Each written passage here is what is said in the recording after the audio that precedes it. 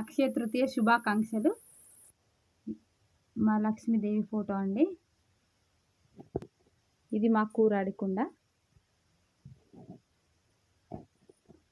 నేను దీపం పెట్టుకోవడానికి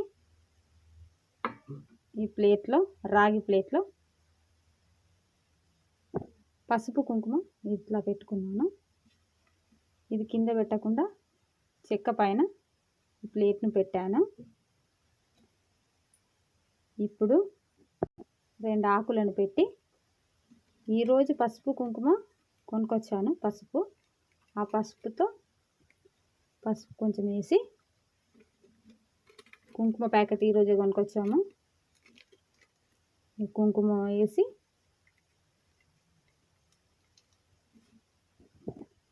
దీనిపైన రాగి చెంబు, ఈరోజు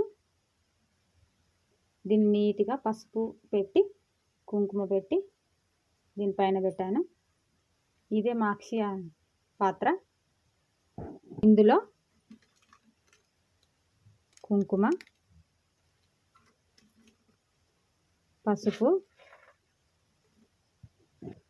ఇందులో సగ భాగము కల్లుప్పు పోసుకుంటున్నాను. కల్లుప్పు ఈరోజు కొనుక్కొచ్చాము షాప్ నుండి. 75% కల్లుప్పు పోసుకొని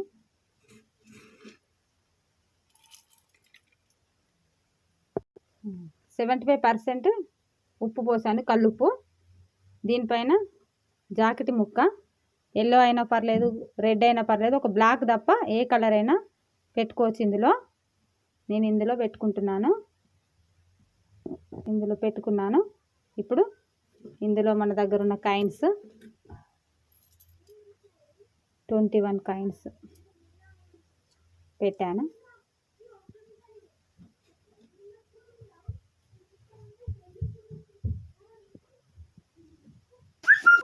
దీనిపైన లక్ష్మీ విగ్రహము పెట్టుకుంటే బాగుంటుంది. నా దగ్గర లక్ష్మీ విగ్రహం లేదండి, వెండిది కానీ బంగారుది కానీ. నేను ఒక 1 రూపీ కాయిన్ పెట్టుకున్నాను. దీనిపైన పసుపు కుంకుమ,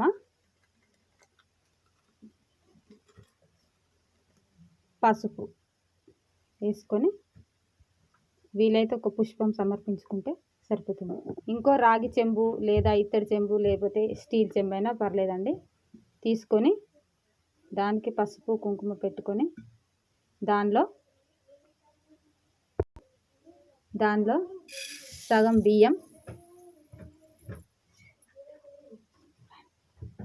బియ్యం పోసుకొని, ఈరోజు మనం కొనుకొచ్చుకున్న కొబ్బరికాయలో పొట్టు తీయని కొబ్బరికాయ ఇందులో పెట్టుకుంటే మంచిది. ఇప్పుడు 2 మట్టి ప్రమిదలను తీసుకున్నాను. దానికి పసుపు కుంకుమ రాసి ఇట్లా పక్కకు పెట్టుకున్నాను. ఒక దానిలో మాత్రం ఉప్పు పోయాలి, కల్లుప్పు.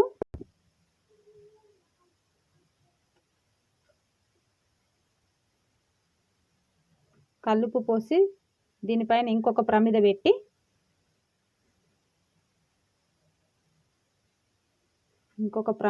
ఇందులో నువ్వుల నూనె లేకపోతే నెయ్యి దీపం పెట్టాలి.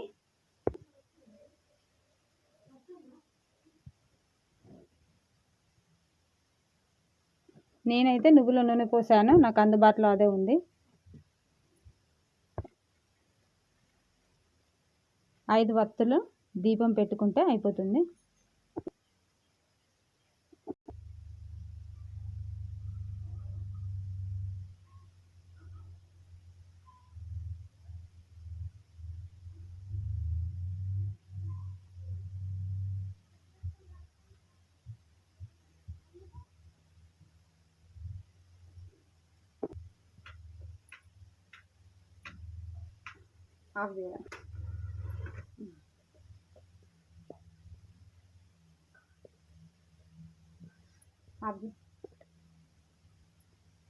దీపం వెలిగించాను.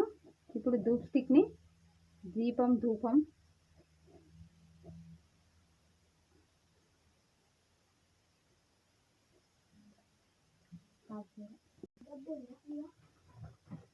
ఇప్పుడు ధూపం వెలిగిస్తున్నాను.